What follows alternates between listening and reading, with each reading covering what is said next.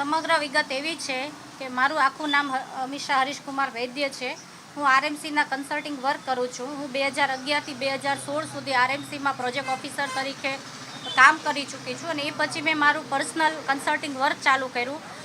TRP game ઝોનના કાંડ પછી મારી પાસે એક પારસભાઈ કરીને આવ્યા હતા, કોર્નફ્લેક્સ થિયેટરના ઓનર, અને એમણે સીલ ખોલાવવા માટેની અરજી કરવાનું કીધું. એ અરજી મેં એમને કરીને સીલ ટેમ્પરરી ખોલ્યું હતું, પરમેનન્ટ નહીં.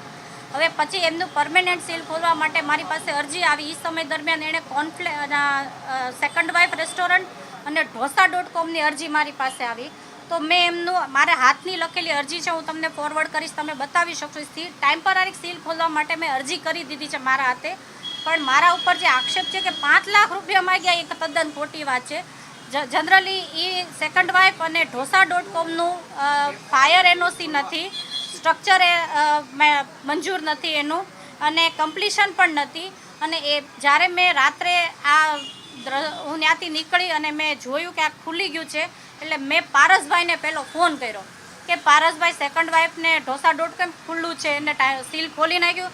તો પારસભાઈ એવું કીધું કે અમે કમિશનર સાહેબને મળ્યા હતા અને અમને આમ કીધું છે તેમ કીધું છે. મેં કીધું એવું હોય તો મેં તમને રેકોર્ડિંગ મોકલીશ, આની અંદર બધું છે કે બધાને સીલ ખોલવા માટે કેમ પરમિશન કમિશનર સાહેબ નથી આપતા, તમને કેમ આપે છે, તો બધાયનું ખોલવા દો. તો એ બધી વાત થઈ. તો પારસભાઈ કે તમે રાત્રે ફોટા પાડ્યા અને મેં તરત ને તરત ડીએમસી નંદાણી સાહેબ, ડીએમસી ખરે સાહેબ બધાને રાત્રે મોકલી દીધા.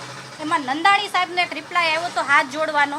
બીજે દિવસે મેં ફોન કર્યો કે સાહેબ તમે આમાં શું એક્શન લીધા? તો કે મેં કારિયા સાહેબ, સિટી એન્જિનિયર કારિયા સાહેબને મોકલ્યા છે. કારિયા સાહેબ ત્યાંથી તાળું જોઈને પાછા આવે છે. તો મેં કારિયા સાહેબને ફોન કર્યો, એ કે ત્યાં બંધ જ છે. મેં કીધું સાહેબ તમે ખોટો રિપોર્ટ રજૂ કરો છો. એ મેં આની અંદર ડીએમસી સાહેબને લખીને મોકલું કે સાહેબ ત્યાં રસોડું ખોલાવો, તમને ખબર પડશે કે આગલી રાત્રે અહીંયા ધોમ માણસો હતા, જેના ફોટોગ્રાફ હું તમને સેન્ડ કરીશ. બીજે દીથી મારા ઉપર પ્રેશરના ફોન છે, જેનું રેકોર્ડિંગ મેં તમને મોકલું છું. કે મને કહેવાય છે કે તમારા મોટું કરવાની ક્યાં જરૂર હતી, તમે કાંઈક રસ્તો કરો, તમે આમ કરો. મેં કીધું હું શું રસ્તો કરું? કમિશનર સાહેબની બધાની દ્રષ્ટિ એક માટે બધી સરખી હોવી જોઈએ. તમને 3 રેસ્ટોરન્ટને કેવી રીતે ખોલવાની? અને 3 કે 4 દિવસ પહેલાં કોર્નફ્લેક્સ થિયેટર ચાલુ હતું. કોર્નફ્લેક્સ થિયેટરની અંદર એવું છે કે એની પાસે કમ્પ્લીશન છે, ફાયર એનઓસી છે, પણ એની પાસે વધારાનું બાંધકામ છે જે મંજૂર થાય એવું જ નથી, કારણ કે બાજુમાં રોડ નીકળે છે, માર્જિનની જગ્યા નથી, તો એને પણ મંજૂરી નથી. છતાં એણે ચાલુ કરી નાખ્યું. તો કે અમે અમારા ડેરિંગથી ચાલુ કર્યું. સાંભળો, મેં કોઈ પણ રીતનો 1 પણ રૂપિયો કોઈ સીલ ખોલાવાનો નથી લેતા. 2 લીટી હાથની લખીને આપી હતી અને ફોલોઅપમાં મેં જીએડી વિભાગમાં કીધું કે આ લોકોનો કાંઈ જવાબ આવ્યો હોય તો એનો જવાબ કરતાં મને આવડતો તો મેં જવાબ કરી દીધો છે. 1 રૂપિયો પણ મેં નથી લીધો. જે ભાઈએ સ્ટેટમેન્ટ આપ્યું છે એ તદ્દન ખોટા છે. મેં પૈસા નથી લીધા, એ એવિડન્સ હું તમને આપી દઉં છું. જો મારા હસબન્ડ છે ને હરીશ વૈદ્ય, એ સ્ટ્રક્ચર એન્જિનિયર છે, સિવિલ એન્જિનિયર છે અને બિલ્ડર છે. માની લ્યો કે તમે નવું મારી પાસે પ્લાન મંજૂર કરાવો છો કે તમે શું કહેવાય બીયુ સર્ટિફિકેટ્સ કે ફાયરનું કમ્પ્લીટલી બધું જ કામ જો મારે કરવાનું હોય તો અમારી ફીસ 3 લાખ રૂપિયા છે. તમારી ફીસ 3 લાખ છે. તમારા કોર્પોરેશન મારા હસબન્ડને, તમારા ક્યાં કોર્પોરેશનના કયા અધિકારી સાથે તમારા હસબન્ડનું લાયસન્સ છે? કોઈ અધિકારી નહીં. બ્રાન્ચમાં, ટાઉન પ્લાનિંગમાં, તો બધાય બ્રાન્ચ બોર્ડ ઓફ હોય જ છે, એટીપી કાંઈ નહીં. એટલે મતલબ આપણે ઓફિસમાં જતા હોય ને કેમ છે કેમ નહીં સાહેબ, અને અમારી ફાઇલનું શું અપડેટ છે એ બાકી સાગઠિયા સાહેબ સાથે અમારે એવું બધું ક્લોઝ રિલેશન કોઈના નથી. ના, અમે કોઈ દિવસ લોકો ભલે ગમે એ બોલે છે, પણ મેં કોઈ દિવસ સાગઠિયા સાહેબને સેટિંગના પૈસા લેતા મેં નથી જોયા. હા, હવે એ તો ભગવાન જાણે, મને નથી ખબર. પણ આ બધા જે બોલે છે કદાચ હશે સાચું કે ખોટું હશે, પણ મેં કોઈ દી સાહેબને પૈસા લેતા કે કોઈનું એવું કરતાંય નથી જોયા. અને બીજી વસ્તુ, અમે કામ સિવાય કોઈ દી સાહેબને અઠવાડિયે એકાદ વાર અમારી ફાઇલ હોય તો જવાનું થતું. બાકી અમારે સાહેબને મેં કોઈ દિવસ એમ કહેવાય ને કે કોઈ નાના માણસોના કામ કરતા જોયા છે, પણ આવું મેં નથી જોયું. હું તો છાપા વાંચું છું ને ત્યારે સમજાય છે. 3 લાખ રૂપિયામાં કઈ કઈ વસ્તુ તમે કરી આપો? ના, 1 રૂપિયોય નહીં હો, 1 રૂપિયોય નથી દીધો મેં. 1 રૂપિયોય નહીં. ના, 3 લાખ અમારી ફીસ છે. મારા હસબન્ડને, અમે બિલ્ડર, અમે આર્કિટેક્ટ છીએ, એન્જિનિયર છીએ, અને ફાયરનું ને એના કમ્પ્લીટ ફોર્મની ફિલઅપ કરવાની અમારા એક કેસની ફીસ 3 લાખ રૂપિયા છે. અમારે કોઈને દેવાની નથી. તો તમે હોટલના ફોટા શું કામ પાડ્યા? એટલા માટે કે એ ભાઈની અરજી મેં જ કરી હતી અને એ ભાઈએ ચાલુ કરી નાખ્યું જ્યારે એનું તો ટેમ્પરરી સીલ ખોલ્યું હતું. તો મારી તો રજૂઆત કમિશનર સાહેબને બીજે દી હતી કે ભાઈ તો તમે બધાને ખોલવા દો. આ એકને શું કામ ખોલવા દો? ટાર્ગેટ તમે જેની અરજી કરી ના એનો એક નહીં, મેં બેના અને મને જે દેખાણું છે એના મેં ફોટા પાડ્યા. અને આ અરજી મેં પરમ દિવસે સીએમ સાહેબ ભૂપેન્દ્રભાઈ પટેલને રૂબરૂમાં આપી છે. જો મેં કાંઈ લીધા હોય તો ભૂપેન્દ્રભાઈ પટેલને રૂબરૂમાં અરજી દેવા ન જાઓ. મેં ભૂપેન્દ્રભાઈને તમારે ત્યાંથી તપાસ કરો. નથી અમને માગણી મૂકી, તમે માગણી ના એ ભાઈને પૂછો ને કે મેં માંગ્યા કોની પાસે માંગ્યા ક્યારે. તો બધાઓ મને રેકોર્ડિંગ હોય તો તમે લઈ આવો રેકોર્ડિંગ. મારી પાસે તો છે કે મેં કોઈ પૈસા નથી લીધા. આ સમગ્ર બાબતને લઈને અત્યાર સુધીમાં ટીપી શાખાને તમારી વચ્ચે કોઈ તમે સાગરજીયા સાથે સંપર્કમાં હતા પહેલેથી એવું લાગે? ના, કોઈ દિવસ ના. એટલે સંપર્કમાં એવું છે કે અમે અરજદાર છીએ, બરોબર. મારા હસબન્ડનું લાઇઝનિંગ વર્ક મારી કંપનીનું વૈદ્ય બિલ્ડર્સનું કરું છું, બરોબર.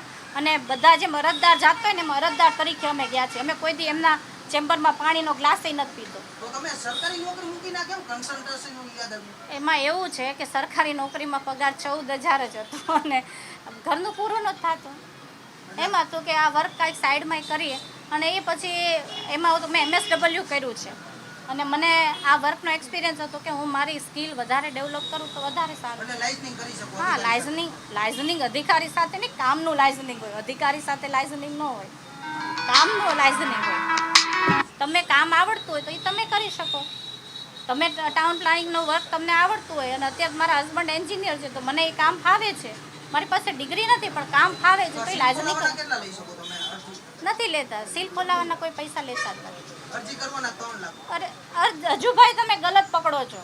અરજી કરવાના નહીં, પ્લાન મંજૂર કરવાના, કમ્પ્લીશન લેવાના અને ફાયર એનઓસી લેવાના. એ કમ્પ્લીટ કામના ફાયર એનઓસી બેન લેવાનું હોય તો એની અંદર પૈસા દેવાની શું જરૂર પડે? જો તમે ફાયર ઇક્વિપમેન્ટ તમારે નિયમ મુજબ કરી આપો પેલા એવું 3 લાખ રૂપિયા એટલે બેન એવું નથી લાગતું વધારે રકમ છે? ના, અમારા બિલ્ડર નહીં, મારા હસબન્ડની ફી અને મારા હસબન્ડની ફી 3 લાખ છે. કોઈને પોસાય તો આવે, કોઈને ન પોસાય તો અમે કોઈને ફોર્સ નથી કરતા. અમે શું કામ ફોટા પાડીએ? એના ફોટા પાડવાનો? જો તમને એમ થતું હોય કે મેં ફોટો પાડીને કાંઈ ગલત કર્યું છે તો તમને એમને ઓલું કરવાનું. મેં તો બધાય માટે મેં તમને રેકોર્ડિંગ મોકલ્યું ને એમાં બધાય માટે છે કે તો બધાયને ખોલવા દો. આક્ષેપ એવા છે કે તમે આવી રીતે અરજી કરો છો, પૂર્વ અધિકારી છો એટલે અરજી કરી પૈસા? ના એવું તો બધા ફરિયાદો નાખતા હોય છે તો બધાયનું થવું જોઈએ ને. હું એક થોડી ફરિયાદ નાખું. ઘણા બધા ફરિયાદો નાખતા હોય, વધારાનું બાંધકામના છે કે વધારાનું ગેરકાયદેસર ઓલાનું છે તો એ ફરિયાદો તો બધાય નાખતા હોય. અને આ ભાઈને તો ટેમ્પરરી સીલ ખોલ્યું હતું. મેં તો કીધું સમાજની વાડી ખોલી દો. મેં રેકોર્ડિંગમાં તમને મોકલું જ છું કે એમાં મેં કીધું છે કે ભાઈ સમાજની વાડી ખોલવાથી બધાના પ્રસંગ અટકીને પડ્યા છે, બરાબર. મેં તો સમાજની બધાય માટે કીધું છે, મારો કોઈ પર્સનલ ઇન્ટન્સ નથી. આ લોકોએ એવું કીધું કે અમે ઓનલાઈન અરજી કરી છે ને આ કર્યું તે કર્યું, એવું કાંઈ કર્યું જ નહોતું એ લોકોએ. અને બાકીના મેં ડીએમસી સર સાથે જેની સાથે વાતચીત કરીને એના રેકોર્ડિંગ હું મોકલી દઉં તમને. આજે તારીખ 10/7/2024ના રોજ ટોટલ રાજકોટના તમામ restaurant, banquet hall, party plot અથવા ખાણીપીણીને લગતા તમામ ધંધાઓ આજે બંધ રહેશે. અને આ એસોસિએશનને બધાએ માન સન્માન આપ્યું તે બદલ ખૂબ ખૂબ આભારી છું એ બધાનો. આ બંધ પાડવા પાછળનું કારણ શું છે? કોર્પોરેશનની શું વિગતો છે તે તેમનો વિરોધ કરી રહ્યા છે? જી, આ બંધ રાખવા પાછળનું કારણ છે કે નાના યુનિટ છે જ્યાં કોઈ આગની શક્યતા નથી. જે 50x50માં જે રેસ્ટોરન્ટ ચાલુ હોય અથવા પાર્ટી પ્લોટ હોય, પાર્ટી પ્લોટમાં તો આજ સુધીમાં ગુજરાતમાં કોઈ એવો કિસ્સો નથી કે પાર્ટી પ્લોટમાં આગ લાગી હોય. તો એને પણ હેરાન કરવામાં આવે છે, બેન્ક્વેટ હોલમાં પણ હેરાન કરવામાં આવે છે. તો આ બધાના ફાયર એનઓસીના મામલે અને બીયુ પરમિશનના મામલે અત્યાર સુધી ચાલતું હતું, અત્યારે કેમ નહીં? એના કારણે આ બધાય એક અધિકારીઓ કામ નવું આવ્યા છે અથવા તો એની ઈમાનદારી દેખાડવા કરે છે કે શું છે કંઈ ખબર નથી પડતી. અત્યાર સુધીમાં જે ચાલતું હતું તો એ કોના આધારે ચાલતું હતું? અત્યાર સુધી શું કાયદો નહોતો? મેહુલભાઈ, અત્યાર સુધી કાયદો નહોતો કે હતો તો અત્યારે સુધી શું અધિકારીઓને હપ્તા દેતા હતા હોટલ સંચાલકો કે શું છે? જી, અત્યાર સુધી તો ઠીક છે પણ અત્યારે જે રેસ્ટોરન્ટ સીલ કર્યા ઠીક છે ને, અત્યાર સુધી ચાલતું હતું એની પાછળનું કારણ અમારે પણ જાણવું છે. જો અત્યારે કાયદો હવે અધિકારીઓને યાદ આવે છે તો હોટલ સંચાલકો હપ્તા દેતા હતા કે એને છૂટ આપતી હતી અત્યાર સુધી? જી, આપની વાત બિલકુલ સાચી છે. અત્યાર સુધીમાં જે કંઈ ચાલતું હતું તે એક અધિકારીઓની ગેરનીતિ હતી અત્યારે અધિકારીઓ જે છે એ ઉપરથી પ્રેશર કઈ રીતના અમને સ્પષ્ટ વાત કરો, કેટલા રૂપિયા હપ્તા લેતો તો એ સ્પષ્ટ આપો તમે. હપ્તાની તો કોઈ જાણકારી આપણી પાસે બિલકુલ નથી, તો પરંતુ પછી કેમ ચાલવા ગેરકાયદેસર ચાલવા દેતા હતા અધિકારીઓ અત્યાર સુધી? એ એમની ગેરનીતિ ગણી શકાય આપણે, પણ એક હપ્તા કોણ દેતું હોય કોણ નહીં એ આપણને ખ્યાલ ન હોય. પરંતુ પણ તમે યુનિયનના પ્રમુખો છો તો હોટલ સંચાલકોને તમારે પૂછવું તો જોઈએ ને કે જી. કેમ અત્યાર સુધી કેવી રીતના શું હતું શું નહીં આખી વિગત તો કારણ કે તમે બંધ પાડવા આવ્યા છો તો મીડિયા આગળ આવતો હપ્તા વિશે તમારે ખુલાસો કરવો જોઈએ કે આ અધિકારી એટલા હપ્તા લેવા આવતો હતો. જી, હપ્તાની વિગત તમે અમારી કહો પાસે છો કે હવે અધિકારીઓ સુધરી ગયા છે, પૈસા નથી લેતા એટલે ચાલુ રાખવા, કારણ કે આ તમારા જ શબ્દો બોલ્યા. મારી વાત સાંભળો. અત્યારે જે લોકોએ સીલ માર્યા છે, જે પાર્ટી પ્લોટ, જે બેન્ક્વેટ હોલ, જે પ્રોપર્ટીમાં સીલ માર્યા છે, હપ્તાની વાત કરીએ તો અત્યારે પણ પ્રેશર છે. અત્યારે પણ 5-5 લાખની ઓફર છે. થોડાક દિવસ પહેલાં 2-3 દિવસ પહેલાં જ ન્યૂઝમાં આવી ગયું છે એક અધિકારીનું નામ, જે આરએમસીમાં લોકો હતા અને આરએમસીમાં ત્યાંથી ડિસ્ચાર્જ કર્યા છે, તે આરએમસીના નામે હપ્તા ઉઘરાવતા હતા. 5-5 લાખ રૂપિયાના સેટિંગ માંગેલ છે. તો એમાં અત્યારે ના કોણ પાડે નામ છે? નામ ડિક્લેર કરો ને. નામ એમનું હિમિશાબેન છે, સરનેમ મને ખબર નથી. હિમિશાબેન કરીને હતા, એને 5-5 લાખ રૂપિયાની ખંડણી પણ માંગેલી છે. તો જ હોટલ શરૂ રાખવા દેશે. જી, શરૂ રાખવાની સીલ ખોલવાની પ્રક્રિયા માટે 5 લાખની ખંડણી માંગેલ છે. જે સીલ ખોલવાનું છે એમાં એને 5 લાખનું સેટિંગ છે. આરએમસીમાં અરજી પણ એ કરી દે છે, આરએમસીમાં ટોટલ વસ્તુ જાણ પણ એ કરે છે. આજે આરએમસીના અધિકારીને ખબર નથી, આરએમસીના જે કમિશનર સાહેબ છે એ કોઈના આવેદનથી તો આપણે આ બધાના સીલ મારે છે. એવું નથી કે એના ધ્યાનમાં પ્રોપર્ટી છે. કોઈ નીચેનો એક માણસ છે એને ઇન્ફોર્મેશન કરે છે, જે ઇન્ફોર્મેશન કરે છે એ વ્યક્તિ શું કરે છે શું નહીં એ પણ કમિશનર જોતા નથી. માટે હેરાન કરે. જી, કહી શકાય કે અત્યારે એક દોડવું છે ને ઢાળ મળી ગયો છે, એટલે એ લોકોને કામ પણ બતાવવું છે અને હેરાન પણ કરવા છે. જી, અમે સ્વયંભૂ બંધનું એલાન કરેલ છે સાહેબ, અને જે રૂમને લગતી જે હોટલો છે કદાચ ચાલુ હોઈ શકે. જી, અમે સમજી શકીએ તો એની પાસે બધું લીગલાઈ જશે. હવે મેહુલભાઈ, તમારી માંગ શું છે? તમે બંધ પાડ્યું છે, ગઈકાલે કમિશનરને પણ કેટલાક લોકો તમારામાંથી મળ્યા હતા. માંગ શું છે હવે? જી, અમારી માંગ એ જ છે કે અત્યારે સીલ મારવાની પ્રક્રિયા ટોટલ ધોરણે બંધ કરે, ઇમરજન્સીમાં બંધ કરે. તમારે સીએમને રજૂઆત કરવી હોય તો સીએમને રજૂઆત કરો.